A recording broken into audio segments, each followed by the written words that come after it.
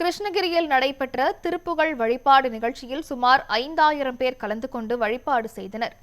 வேல்மாறல் சேவா அறக்கட்டளை மூலமாக தமிழகம் மட்டுமின்றி பல்வேறு நாடுகளில் வள்ளிமலை சச்சிதானந்த சுவாமிகளால் அருளப்பட்ட வேல்மாறல் மற்றும் திருப்புகழ் வழிபாடுகளை மக்களிடையே கொண்டு சேர்த்து வருகின்றனர்.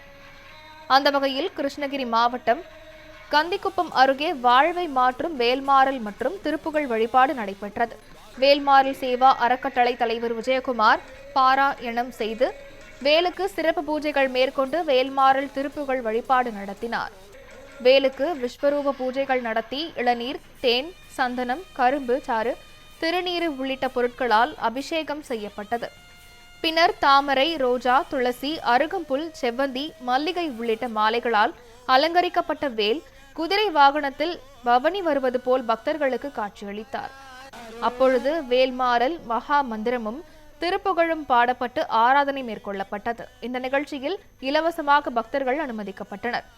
வேல்மாறல் சேவா அறக்கட்டளை சார்பில் வேல்மாறல் புத்தகம், திருநீறு பிரசாதம் மற்றும் அன்னதானம் வழங்கப்பட்டது.